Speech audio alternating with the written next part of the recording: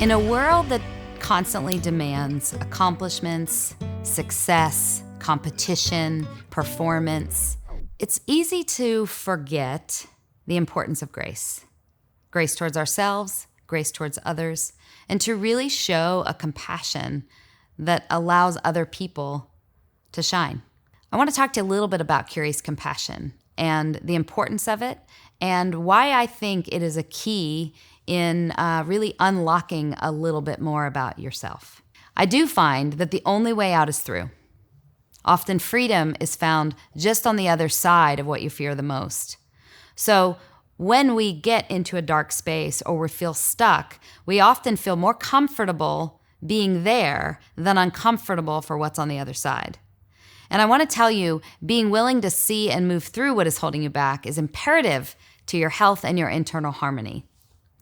It takes courage to see areas in your life you're out of alignment, where your inner wisdom needs to come forward to help you know that you have the heart and ability to make change, and also the stamina to stay the course as you stretch and grow into your most essential self. I want to encourage you to find areas where the flame is alive in you, and let's cultivate that feeling more. Get curious about that. But also, find areas where the flame is kind of burnt out. When we see those areas where we're out of alignment, and we become aware of those, we notice those are places that need our attention. When you show yourself curious compassion, you're pretty much allowing yourself room. You're simply saying, this is an area I would love to see some change. This is a relationship that I'm really struggling with.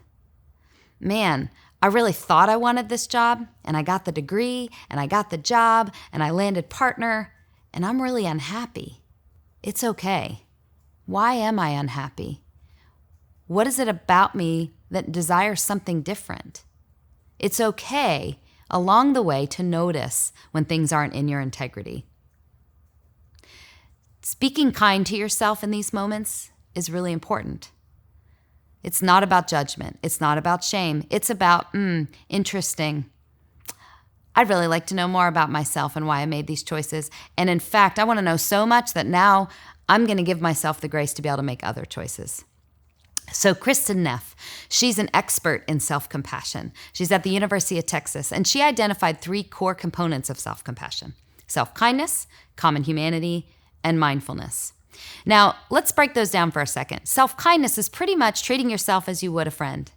Give yourself that same kind of love, attention, encouragement.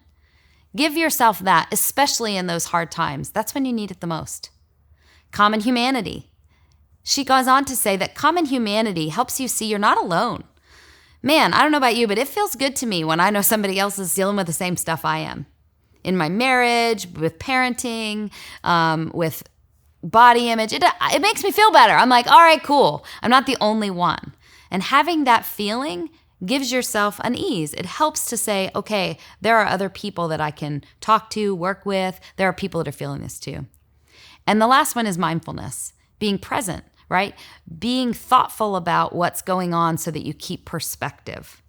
That helps you really give yourself the self-kindness, recognize common humanity, and mindfulness helps you as you're trying to work through self-compassion with yourself. I also want to share with you another expert, author, teacher, and peace activist, Thich Nhat Hanh. He talks about compassion for others, and he says we simply just need to be there to hold space for others. In many cultures and faith traditions, showing up to visit a sick person is considered not only kindness, but it's also a duty.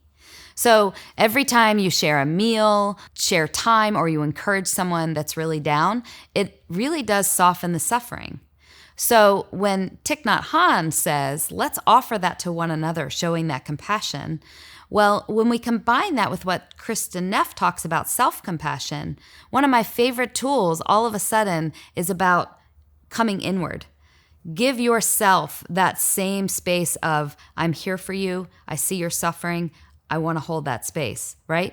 This is critical. This is a critical skill to learn. Friends, let me tell you how I first learned it. A friend shared it with me, and she said, Beth, go to your closet. I said, okay. She said, when you're really triggered or you're really suffering, go to your closet.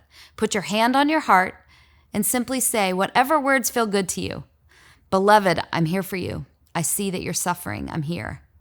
Whatever words of endearment, take that moment. And sometimes I'll do that. I don't even have to go to my closet anymore. I'll take a pause in life and I'll just sit there and I go, I see you're suffering. This is terrible. I mean, I have those moments a lot. And I will give myself the same thing that I would a friend.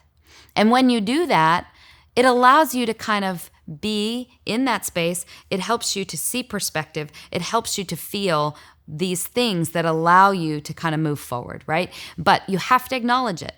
If we just suffer and we try to persevere through it and we don't acknowledge it, we're just going to stay in that suffering. But if we give ourselves that self-compassion and we really are tender, we're going to start to feel things ease. Your shoulders want to roll back. Your hands can lay soft. And you can say, yeah, this is hard. It's hard, but I'm going to be okay. Use this compassionate language towards yourself. Use kindness towards yourself. Even know your own love languages. You don't have to wait for somebody to bring you flowers, right? You've heard that before. You can do things that you need to do. Buy yourself a candle that you love. Go hang out with certain people that make you feel really great. Know your love language and do it for yourself. You don't have to wait around for other people to do it. This is a way that we can show ourselves kindness, compassion, and this unlocks a lot of our darkness. It literally allows us to put on glasses that say, I love you, and I understand, and I'm willing to walk through this with you. But you're saying those words to yourself. It's a beautiful gift.